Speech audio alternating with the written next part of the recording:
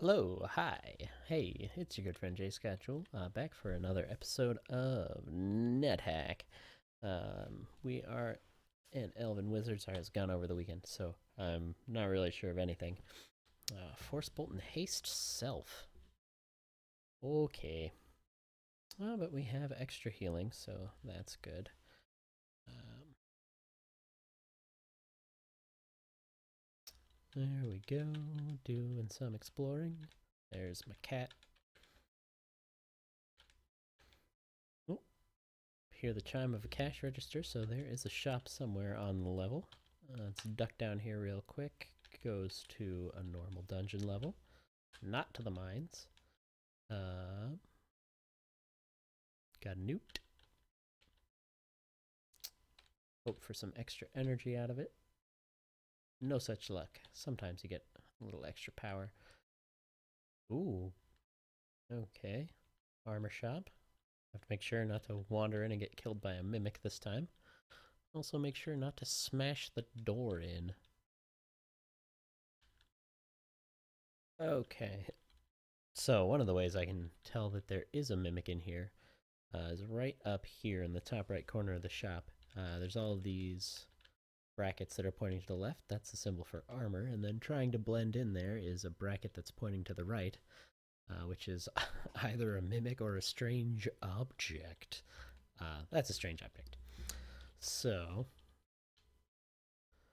let's just look carefully at everything that isn't that mimic. Piece of cloth, I think, is one of the kinds of robe, if I'm remembering that right.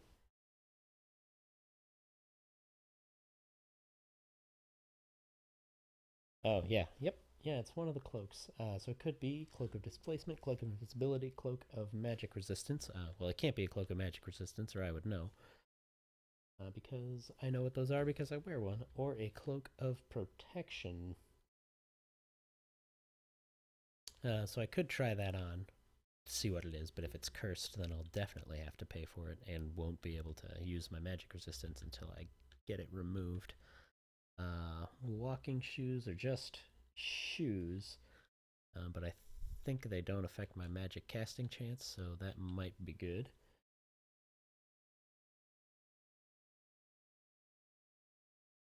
Okay, and hiking boots, the price of 70 could be useful, maybe, or it could be something not useful. Masquerading is useful. Well, it looks like it has to be one of the useful ones.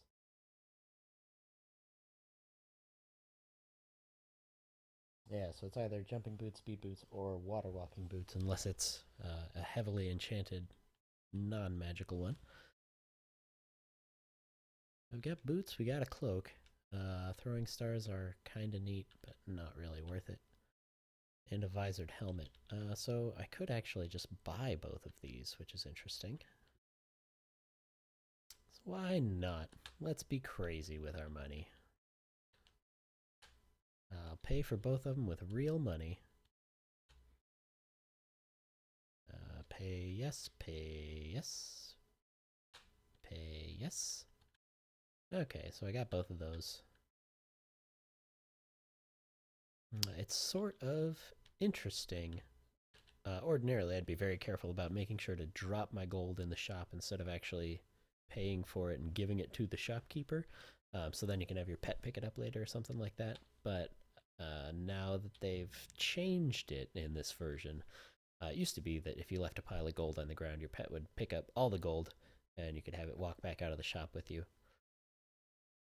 And then you would get all your gold back. So you could just keep dropping it in the shop. Storekeeper gives you credit, and then you pick it up again.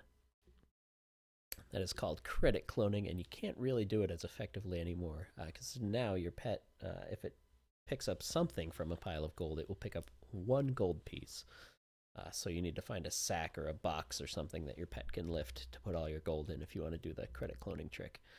Um, so it's not as easy, and it's not really worth investigating if I'm honest. For the most part, unless I want to be really meticulous about getting the most value out of everything. which is, you know, a way you can play NetHack, but it's certainly not the only way to play NetHack. Let's see if there's anything cursed in that pile. Looks like probably something is. It's not moving over it. Let's... Ooh, yeah. Cat did not care about stepping on that. So... Yes. Let's put on these boots. See what they are. Hey, +2 speed boots. That is fabulous. I also have combat boots, I guess. Did I pick those up somewhere? I don't remember. Let's drop them, though, since I'm certainly not going to need those. I don't think. I'm always worried about boots that I'm going to be missing out on something. But I think combat boots. Okay, so he will buy it for 15, which means that it's actually worth 30. So it could be levitation boots, which can be useful, so I'll keep them. I'll keep them until I figure out whether or not they're cursed. And then I can try them on, and then I can learn what they are. Because that's what you do. Hey, free helmet, I guess. Didn't intend to have the cat steal a helmet for me, and I can't give him a treat anyway to train that behavior, but sure, why not? Cat, come back. I need to find out if things are cursed. Cat, go in the hallway. Go in the hallway. Alright. Let's drop that. He does not like it. Let's drop that. He's fine with it.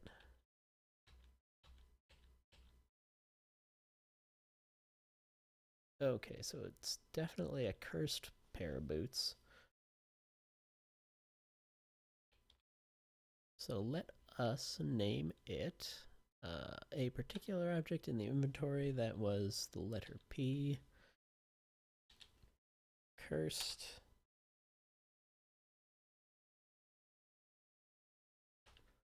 So now we know that this particular pair of boots is cursed, and I think I can also call it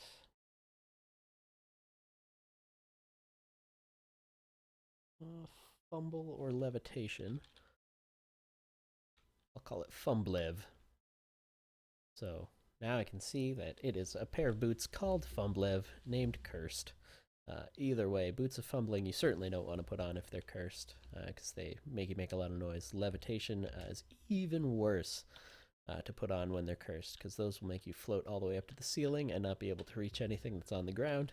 And if you can't find a way around that, you pretty much just starve to death pinned to the ceiling by your boots, which is not ideal. So let's take off my magic resistance cloak while we've got a minute. And put on this other one.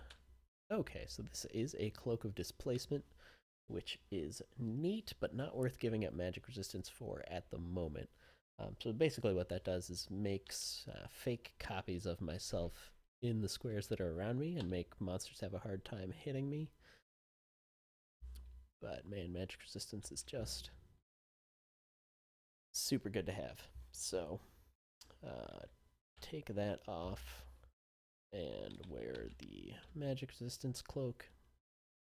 But I've got some great stuff already. I kind of want to find a box and stash it somewhere. This door is locked. Do I have a key? Oh, I do. Great. Yes. Okay. Force bolt to take care of them. Wait for my confusion to subside before I start moving around. Because if you're confused and you accidentally stumble in the direction of your pet or any other friendly creature, you'll accidentally attack it. And that's not what I want. See if there's any spell books inside the statue. Nope.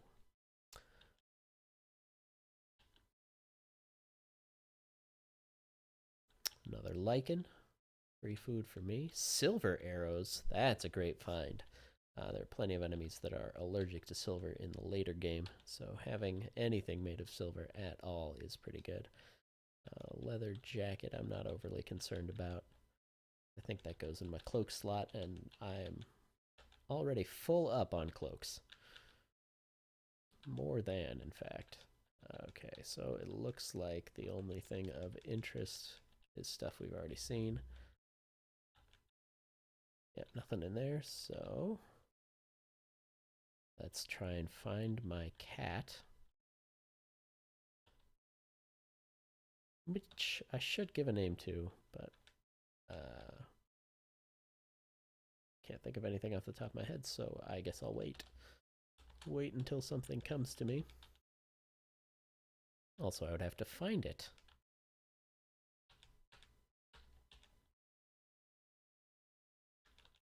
Alright, well, I'm waiting for it to show up. I guess I can get rid of this giant rat. A lamp? What kind of lamp?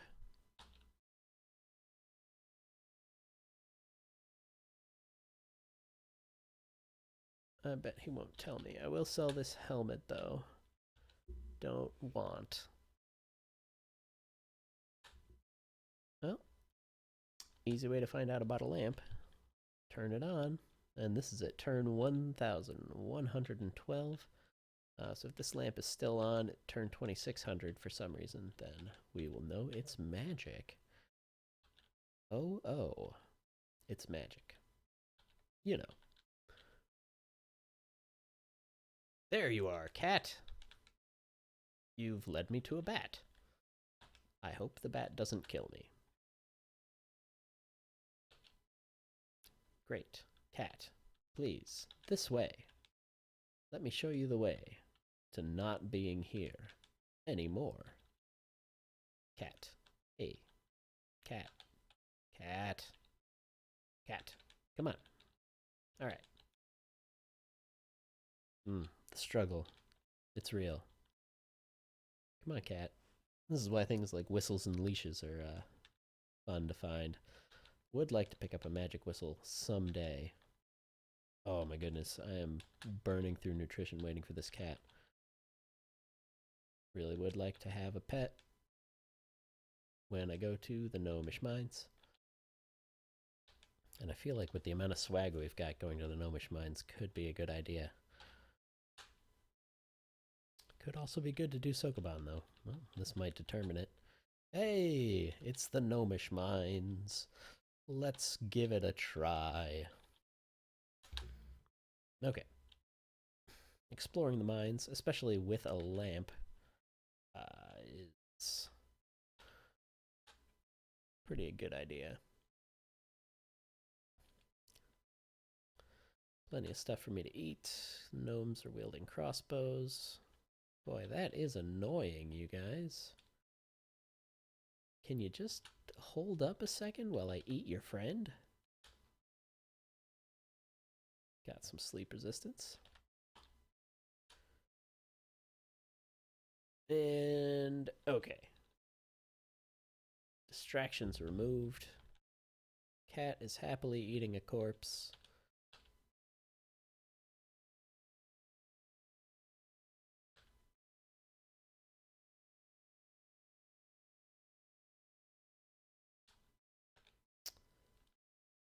I would, oh gosh, would like to take care of that dwarf, but it looks like I need to back up. Back up a step, get some health back, get my cat to start responding to stimuli. Oh no, my cat tricked me. I thought he had killed that dwarf. Oh! Okay. Speed boots.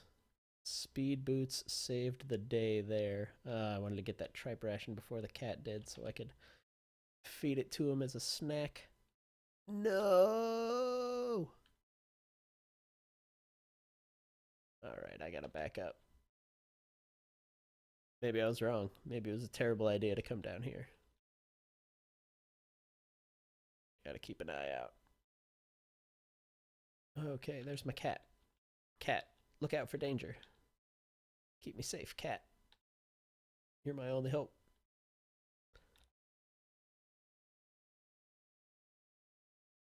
Let's name you Mr. Chompers. Please live up to your name, Mr. Chompers. Did you do it? Did you win? Are you the victor?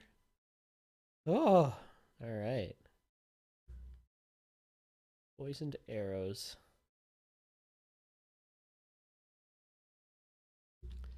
Okay, I decided to write in the dust with those gems to see if I could tell what they were. Because if you try to engrave the ground with a gem and it lets you carve into the ground, that is an indication that it is a gem of some value. Won't tell you, which specific gem it is, but it will tell you, hey, this one's hard enough to cut stone. It's probably not glass. Oh, it's definitely not glass in that case.